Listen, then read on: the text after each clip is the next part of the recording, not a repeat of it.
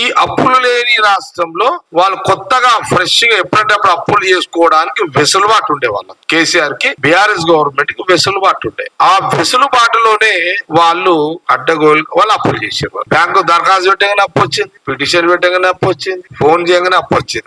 వాళ్ళకు మాకేమో ముళ్ళ కంచెల రోడ్ అయిపోయింది మాది ఇప్పుడంతా. మేము మా ప్రయాణం మా గవర్నమెంట్ అంటే ఎందుకు ఈ పరిస్థితి వచ్చిందంటే ఆయన ఆ రోజు కేసీఆర్ గారు అప్పులు చేసి పథకాలు, అప్పులు చేసి పథకాలు, ఓకే నువ్వు ముఖ్యమంత్రి చేసినావు, కానీ వ్యత్యాసం గమనించాలి. హరీష్ రావు ఫైనాన్స్ మినిస్టర్ చేసిండు కాబట్టి మాట్లాడుతుండు కదా. నేనేమంటున్నా అంటే వ్యత్యాసం ఏంటిది? రైతు బంధు ఎప్పుడు వేసినా 5 నెలలు 6 నెలలకు అంటే జనవరిలో మొదలు పెడితే జూన్ దాకా వేస్తూనే ఉన్నారు వాళ్ళు. రోజుకింత రోజుకింత రోజుకింత. ఎట్లా రైతులకు ఎట్లా వీళ్ళు ఇచ్చిరంటే, మనము మీకు ఎగ్జాంపుల్ చెప్తా. హోటల్లో కూర్చోగానే హోటల్లోడు మనం మీల్స్ కూర్చోగానే వాడు ముందు గ్లాస్ పెడతాడు, తర్వాత ప్లేట్ పెడతాడు, మళ్ళా ఒక 10-5 నిమిషాలకు వాడు గ్లాసులు నీళ్లు పోస్తాడు. మొదలు ఇట్లా కూర ఒకసారి, అన్నం ఒకసారి, రొట్టెలు ఒకసారి.